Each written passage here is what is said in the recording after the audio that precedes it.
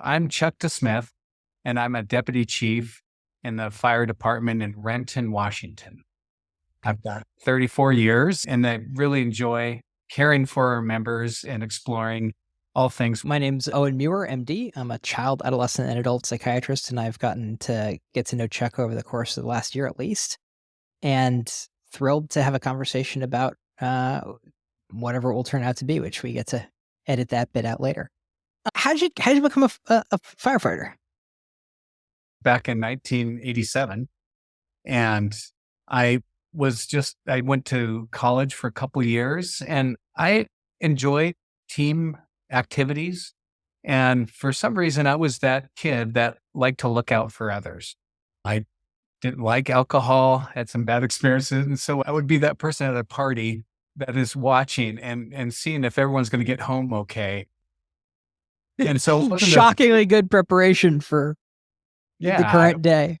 it wasn't a surprise when I went towards this career. Some people have a dramatic story. I really don't. I was driving by a fire station and I just finished 2 years of community college. I had no idea what I wanted to do.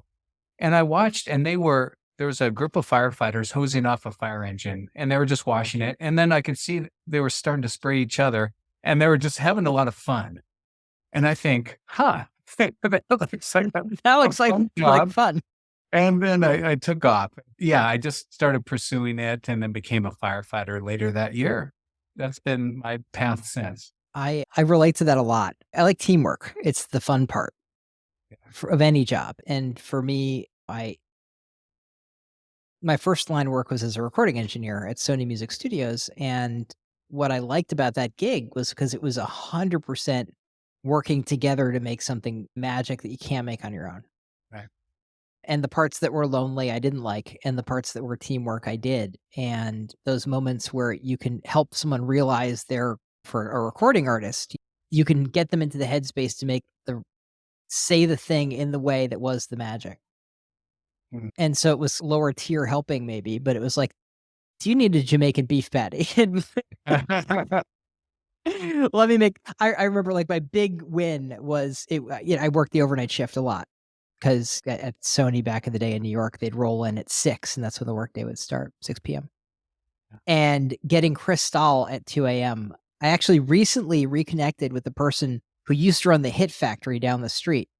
Wow. And it was a weekend, it was 2 AM, there were no liquor stores open in New York. I've never had a drink in my life, so I'm totally out of luck, and somebody wanted Chris Stahl.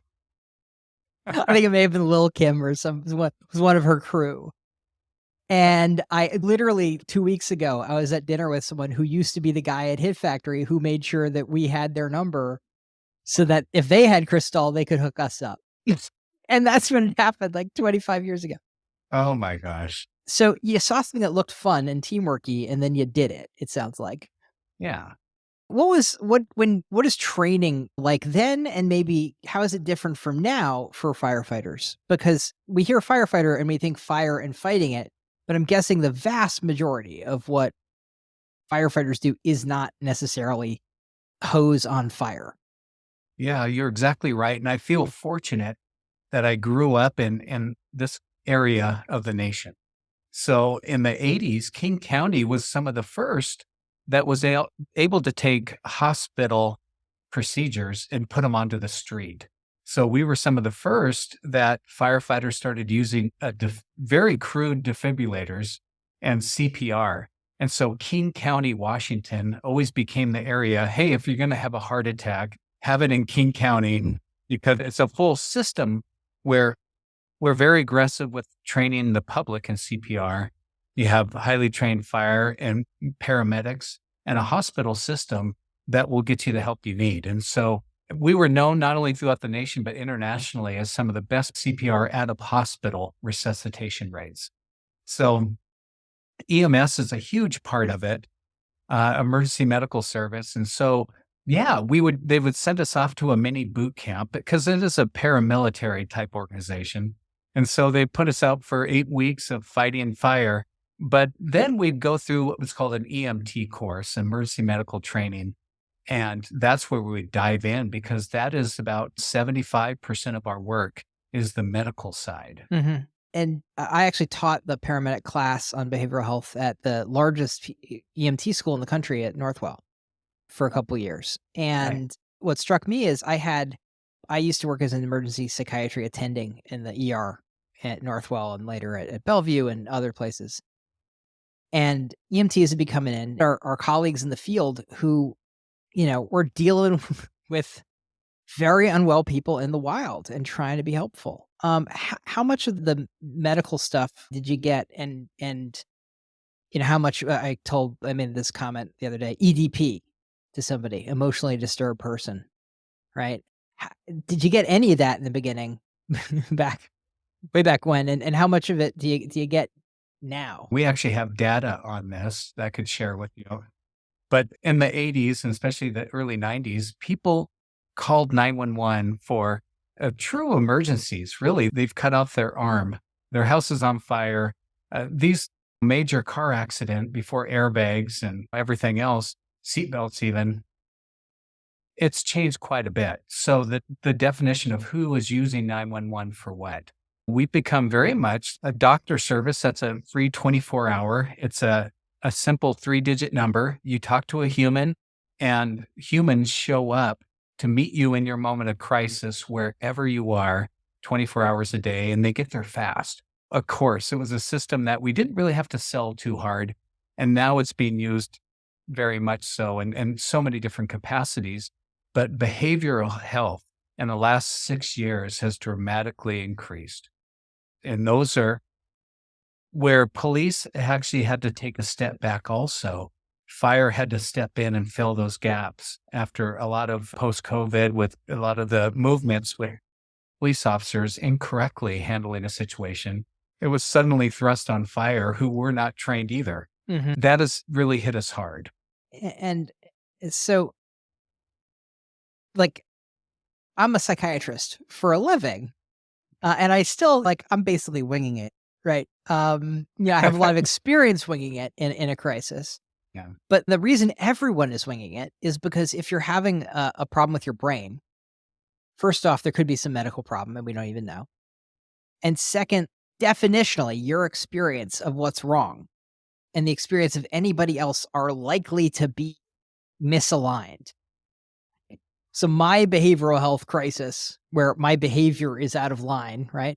I will Mhm. just define it that way. And somebody else's experience of what the hell is wrong or what to say or do, we're not sharing the same information like we might. Oh, there's a fire. The fire's there. See it? Yep, it's on fire. We agree. Now let's not burn to death. Easy agreement, which is different if the fires are all only in one of the people's minds, to give an example. How would you ideally prepare anyone to walk into that in your mind? But it seems like we're all scrambling to catch up with the truth, which is that people are distressed and struggling for reasons that we don't have immediate access to. Oh, and in our nature, we're fixers. We like to see a problem. We like to see a fire and put it out. We like to cut you out of the car. If you're bleeding, we want to stop the bleeding. We're very transactional that way. And then we go back in service and do it again. That's a lot of times how we're drawn to be able to finish the shift and feel like I did something. But we know, especially with behavioral health, this is a chronic need that will not be solved with one visit. This has been a real growth area that we've had to train for because in our haste to fix them, if they're running naked down the middle of the street, they feel like they're on fire or someone's chasing them. And we try to control the situation. Very similar, like a police officer wants to control and somehow mitigate a hazard. Fire is a little bit softer, but you have to really change your approach and change and almost appreciate what they're going through and not try to speed it up or to control or fix them. But you're trying to, at least at the bare minimum, de escalate so you can talk them into getting some help and find out what they need. And they don't always align. It's Ki difficult. I'm curious, can you assuming I was having a crisis, can you just talk to me like you would advise a young firefighter to talk to someone? Let's just say we ran into each other on the street. It's today we were supposed to do the podcast and I'm upset. A little role play for a minute. Chuck, I don't know what to do. I would first advise a person is just their body positioning, I think is everything. A lot of times we So feel like, before there's even a word, you're thinking about how you're standing. yeah, how we approach people because we come out very authoritative. And this is evident in people who have immigrated here or coming from another country where someone in uniform even is already has a hostile approach. So we're thinking about how we're approaching our body stance, how we're standing, kneeling, meeting someone where their eye gaze is instead of crossing the arms, looking down. So most of them are taught just even they approach. It's very slow. They like to see hands, what we're carrying. If they're sitting down, holding their head in their hands on the curb, are we kneeling down and talking with them? We used to call it, it sounds a little creepy. We used to call it bedside manner. Do you remember that? I do remember that. I'm a Yeah, doctor. We're still into that. there you go. It's really it's funny for me to hear because that's very much what I did in emergency settings. And my colleagues would look at me in some cases like, "Wait, you just sat on the floor next to the kid who was just about to be in restraints? They could have killed you." I'm like, "Yeah, but now they talk to me." Mhm.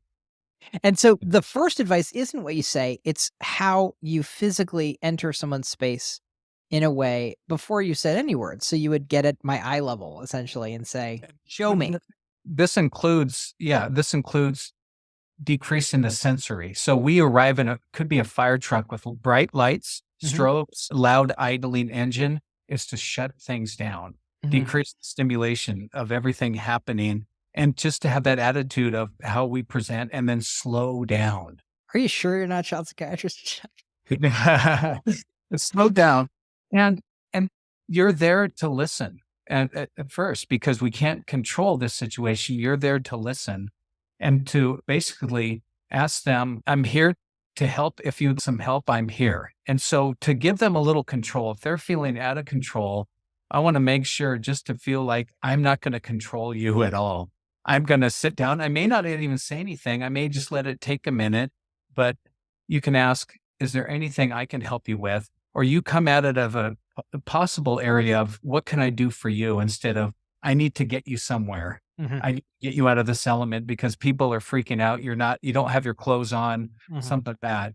You ask them, is there something that's going on that I can help you with? Would you like to go anywhere? Is there someone you'd like to also talk to? Are you cold? Are you hungry? You start thinking of those Maslow's basic hierarchy of needs. Do you have some of those right now Mhm. that help with before I'm even getting into thinking of what can I do to help the situation? You start Yeah. asking basic needs. Now, is this that sounds so sensible. I'm wondering if some of the reason police stepping back may be a blessing at the end of the day is because their mission isn't the same as firefighters. Very good. They often are called to determine if there was a crime. Yeah. And so their assessment just in their brain, their training, I imagine would be quite different. I'm a doctor. I want to understand what's happening so I can address the situation. I don't want anyone to get hurt, but I don't have to press charges later, right? I don't have to answer to the DA as to whether a crime took place. And fire, I'm guessing, doesn't either. Is that correct? Correct, and a big point is that they may be able to try to remove some of your rights, and they may take you somewhere involuntary. Mhm. We are voluntary based. So really, you can't take someone off the scene without essentially like the only people who can do that is police. Correct. Correct. And that's actually very different from physicians because I have some of the most remarkable ability to take away people's rights, which actually frankly makes me very uncomfortable and why I stopped doing that kind of work because I thought it got in the way of me being able to be the most helpful in the ability state by state basis. But New York, you see a doctor in the emergency room, you can be locked up against your will for up to 75 days. 15 on an emergency admission, 60 days on a two physician certification, which has 4 signatures on it. But if enough people say you're going to the hospital, you're going to the hospital and you have the right to petition to get out. But at least in this state, it's going to be a while before you see a judge. Yeah. And it doesn't mean we can give you medication against your will, or at least not oral medication. You have the right to refuse that still, and good, because I believe people have rights.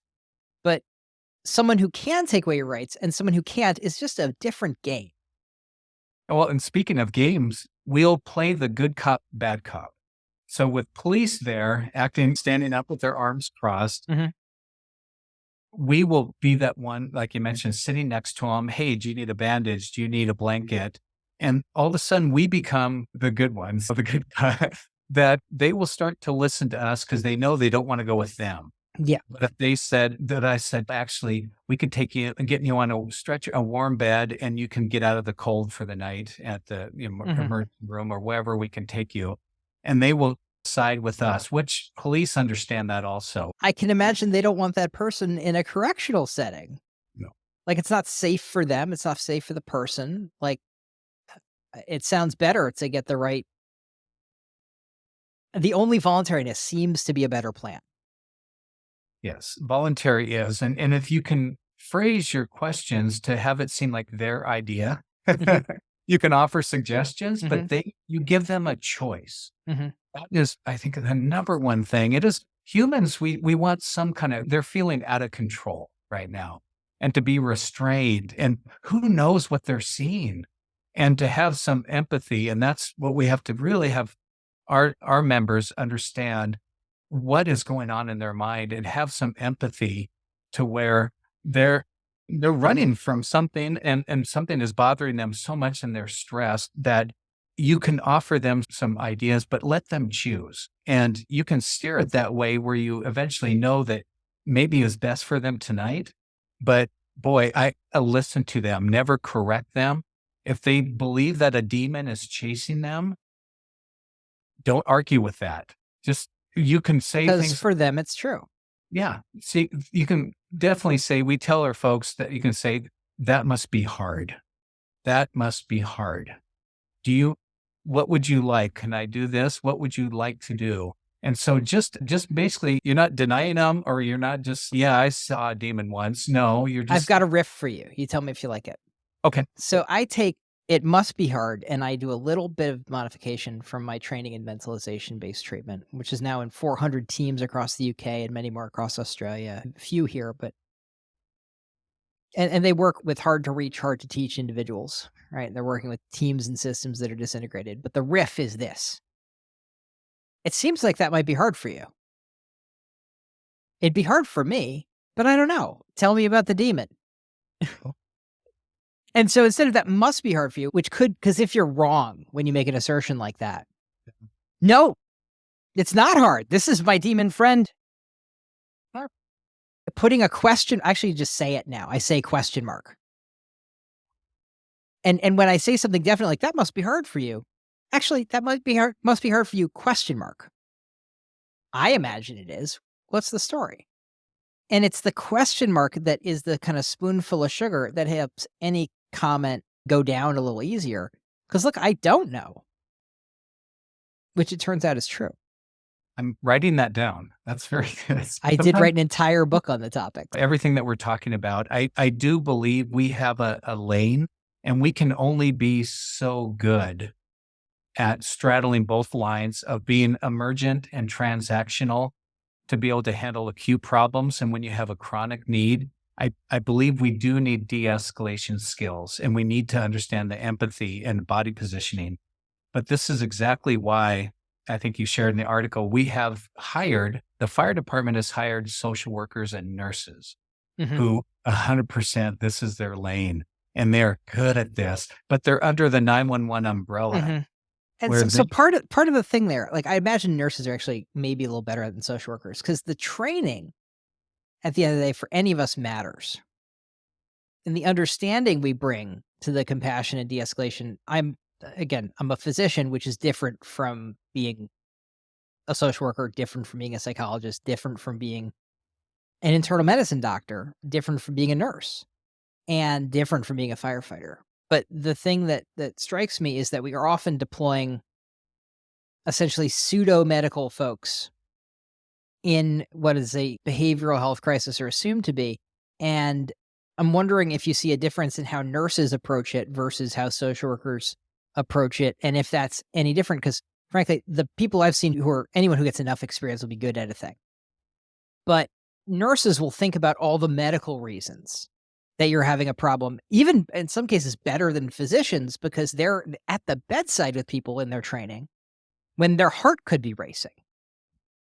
And social workers are just not trained in the same way to deal with sinus tach or whatever it is. And when I say sinus tach for our audience, it's sinus tachycardia. That's your heart rate going too fast because there's a specific node in your heart and that can be experienced as panic, but there's a physiological reason. And for people in a real crisis, I'm wondering how much physiological thinking maybe is brought by the EMTs already or the like, and you're just sharing that information as a team, question mark. Like how much physiology, how much psychology, what's the admixture that helps you in the moment? But in the moment, is thinking about biology part of the response? I love your brain because that's exactly it. And we're one of the few in the nation that has the combination of a registered nurse and a social worker. You said them both. They're a team. Amazing. So really, most people will send, you'll see those, their co-responder, they send their forward thinking with the social worker, or they'll have community health reps. But boy, you're the only one, Owen, I'm going to give this to you, that understands what a nurse can do, what's going on the biological side to help with that. Some of the most important professionals in the world, and I think highly underrated. Wonderful. And they do understand that. So watching them work in tandem, and I'd love to have you ride along with them one day during a shift, but to watch them work together. And the nurse takes that real holistic look, that full body, because some of these patients have very complex needs. If they have been living on the street due to a mental health need, they may be a diabetic, they may have untreated wounds, they may be septic. They have a lot of complex needs that maybe it's a UTI and now this is why they're acting this way. There's a lot of reasons. So the combination is very important. I got a call from a friend last night, and I don't think he'll mind me saying it. He told me about dealing with his dad, who has some dementia, and his mother-in-law, who has some dementia. And I sent him the ad from the 1950s for Thorazine. One of the original ads for Thorazine was, "For the agitated, belligerent, senile, and their day and night pacing and restlessness, Thorazine therapy can help the senile attain a composed and useful life and cease their day and night outbursts and nerve-jangling screaming." It's actually ad copy written either by or by the ad firm that Arthur Sackler created. A lot of the advertising around medicines in America is actually due to that one man's brilliance. But Arthur was a psychiatrist, and he worked at Creedmoor, which is right down the street from where I trained. But he worked his way through medical school writing ad copy. Part of anyone having a hard time is often there's more than one reason, and why they're having a hard time now as opposed to earlier in the day or last week. That's the question. And often there's biology. Are they hungry, right? Yeah. Are they tired? Have they not slept? Why now? And there's usually, for someone with a chronic problem, like you said, often why now there's some biology behind it. And so the fact that you do it as a team makes all the sense to me.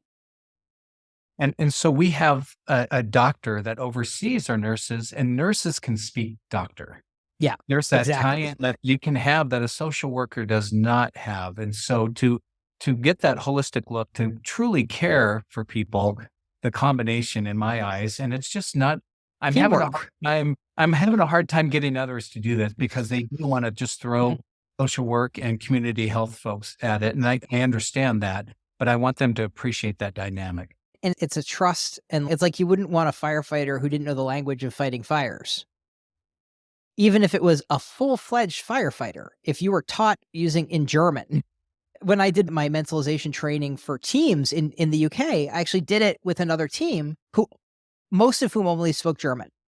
Wow. Which it turned out was awesome, because the assumption that we usually make that we're all speaking the same language couldn't be made, which was the point of the training. It was just, don't assume you're speaking the same language at the end of the day. And how do we reach an understanding when we're not sure that we have that understanding, which literally not speaking the same language helps.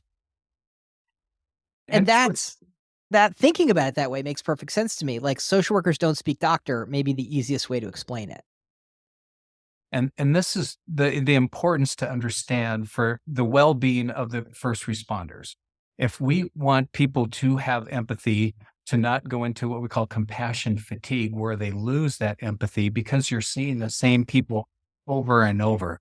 It's akin to fighting the same house that keeps catching on fire every third day. Pretty exciting the first time, but after a while, we call it a rekindle, and it's one of the worst things. And it Mm. feels like a job you're on a treadmill, in a job that we feel like we can help tie it with a bow, send them to the hospital, and go to the next person that's in an emergency or go put out the next fire. Mhm. We like to finish one job. Again, that's that transactional.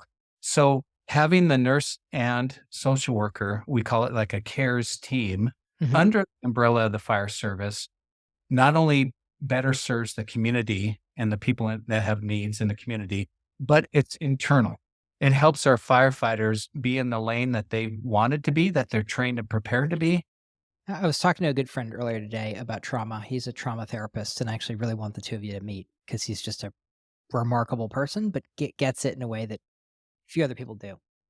And his point that he discussed with me, and I want to run this by you, is there's capital T trauma, and he defined that for me quite helpfully, which is there are some traumatic experiences which, for some people, you will re-experience in flashback format, something so jarring that our nervous system makes sure we remember it perfectly and represents it to us whether we want to or not.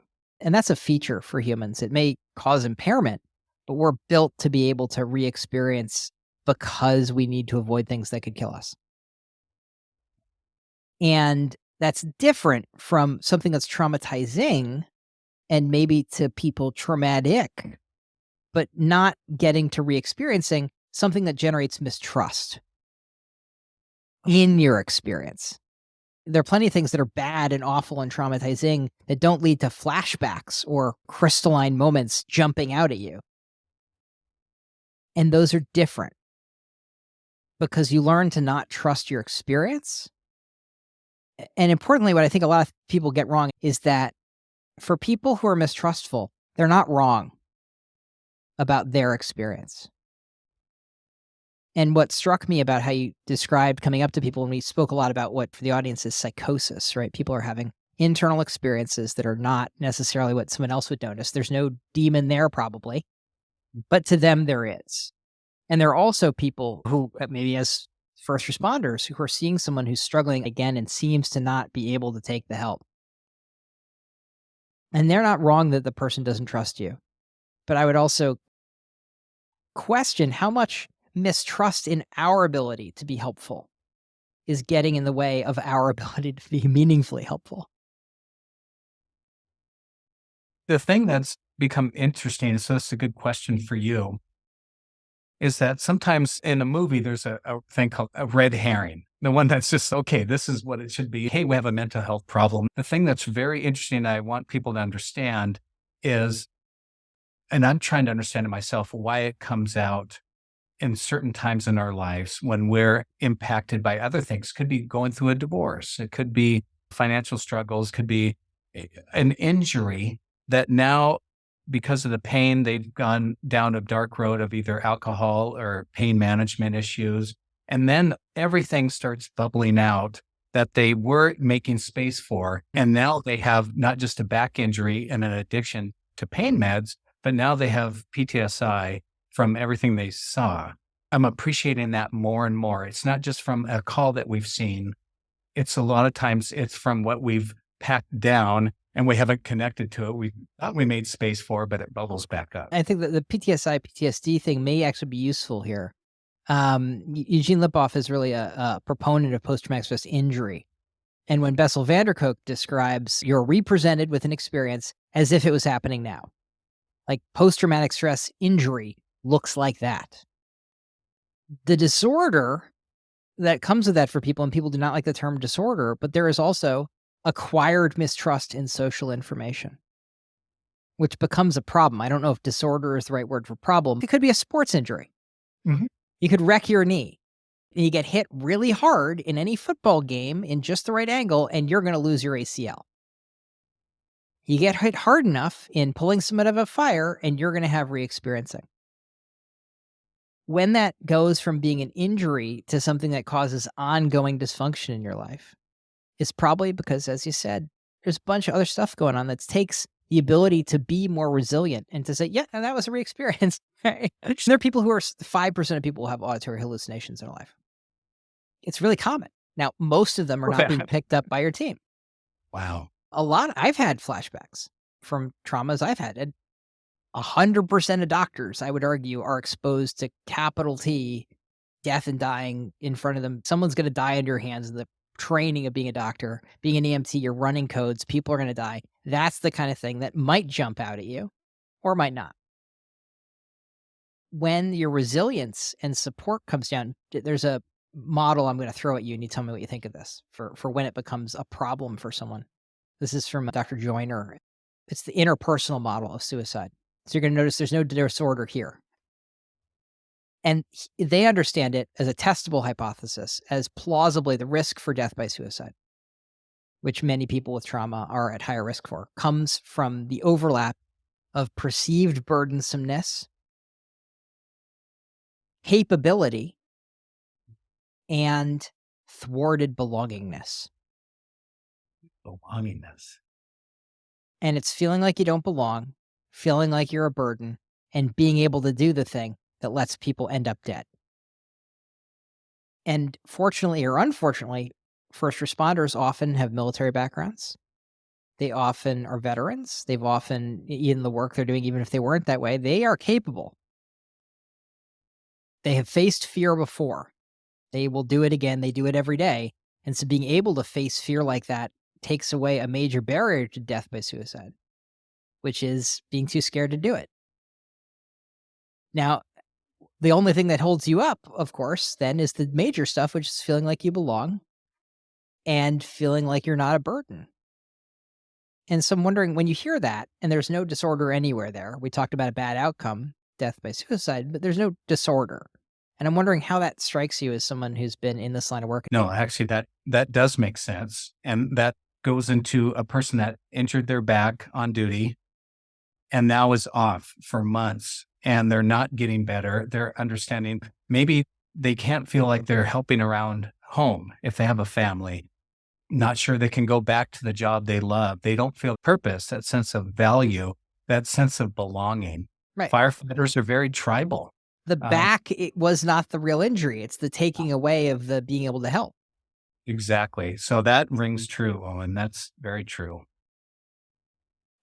I wonder if we were thinking together about the first responders and how to be helpful to them. What is the eye level lean in for someone on your team? Right? We know we don't know with someone on the street. And so I guess I'm getting at, like, how much of how we approach first responders, is the trust you have between each other, and how much might that get in the way because you'll assume you know what the problem is? We are built on a culture of trust, and trust takes time to build, and you can lose it in a second. So we are definitely a culture of trust, but I'm encouraged. People see we have a youth movement in the fire service, probably some of the highest numbers and ratios. But the one thing that I would love people's help with is that we still lean on when we have a firefighter that is in crisis. And I'd like to talk more about resiliency, but if we have somebody that is in crisis, we still offer them talk therapy. And I got a gift for you. I love how we're exploring now TMS. I think TMS is amazing. If we could get those in fire stations, just little massages to our brain on just adjusting, whether it's ketamine, psychedelics, SGB, there's help out there. Organizational leaders in the fire service to understand that you invest in your people, not just at work. And that was the old thinking, that we build you nice fire stations, fire engines, equipment, and that's all our responsibility. But now we're investing in how they're doing outside of work so they're prepared to come in. And it's that investment to say you will have an engaged employee that will be back to work faster. The idea is you only want to be on edge enough, right? You want eustress. You want to be ready to act, but not so fearful that you're biology takes over and makes you paralyzed or frantic or something. And the source of that coordination is your brain. It's your body too, but it's a conversation between them. Stellate ganglion block does a great job of changing that equation at the level of the neck. Mm. Similarly, TMS does a great job at the level of the brain. We have now a vagal nerve simulator we're deploying both here in New York and Acacia called the Gamma Core device, which is originally a headache treatment, but seems to be great for anxiety. Wow. The Monarch device, which you sleep with for ADHD, and we have a pediatric approval, not yet adult, but it's an attention CPAP. Like you sleep with it on and you have better attention because it's jacking into your brain circuit. I use it every night now. And so none of those things are things you have to talk about. Which isn't to say talking isn't useful in some contexts for some people, but the thought that you're going to uselessly talk about it is something that makes people feel hopeless. I heard it from one of our members in crisis that was pleading, just give me something. It wasn't, they didn't want medications to cycle on and cycle off. They just give me something and to Make it work. Yes. Just they wanted out of that vicious cycle that kept going. Just break the cycle. Yeah.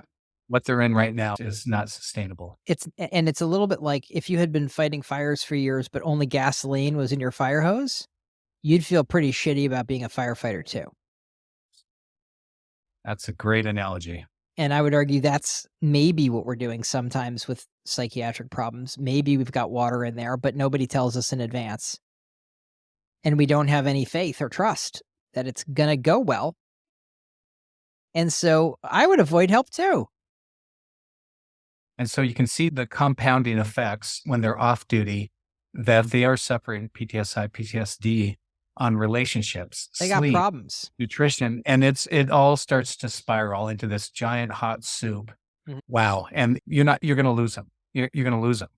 Oh, at worst, everyone loses them. Yeah. And that means literally everyone, because firefighters are saving all of our lives. As a society, we have to get right with God about the fact that there are people we need to be in the best possible shape because we need them. Yeah. Rescuing the rescuers. Yeah. Or preventing them from needing rescuing by doing the right thing now, not waiting till they need to be rescued. Yeah. And so that's the shift that we've done. If you've heard of peer support, but traditionally they've been crisis responders and doing a horrible job at it.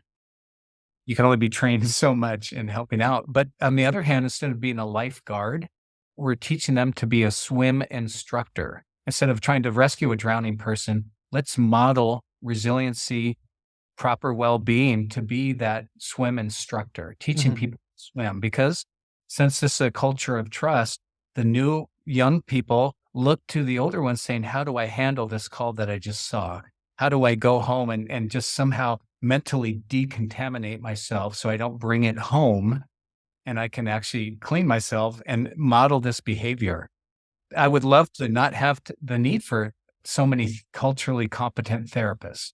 Everyone keeps asking more therapy, more therapy. Really? Can we stream and model healthy behavior? And give people back the underlying biology to be able to see a model of healthy behavior and then maybe do it. Because the disability from depression, so you know, it's the equivalent of having an acute heart attack right now. So when someone is severely depressed, they are as disabled as someone who's having an active heart attack. Wow. But it goes on for years. We respond to a heart attack like it's an emergency, because it is. We also have interventions that we've refined over years to save someone's life. You have a defibrillator, even in the 60s in King County. And now that we have that for depression and getting that word out, and for trauma and for OCD, I think getting people to see that the cycle could be broken is really what is compelling to me. And I'm curious, having heard that, what your take is. I would like to see things like TMS actually offered more as just more availability. Yeah. Because that is one thing I've listened to our people, and they've forgotten to laugh, to smile. The joy of coming to work is gone. That connection, that rhythm, that in sync with the brain. And so living in an area that no amount of time off it actually gets worse when they go home. Right. Sometimes we see a person struggling, we say, "Oh, just get out of here, go home." They're going home by themselves and their tribe. And And where's again, the purpose? Where's the yeah, connection? Where's the belongingness? yeah. You It's, just thwarted it. what control what we can control. I can't control the new needs of the community and what comes in through 911. You can't control that. It's like putting the toothpaste back in. But can control, how do we build resiliency? What can we offer people for that balance, that well-being on duty and off duty? And so I'd love to see more TMS. I'd love to see more actual treatment instead of the stall of just hoping that a pharmaceutical will bring them around Yeah. to. Thank you for having this conversation. I always love talking to you, but I always learn something new every time.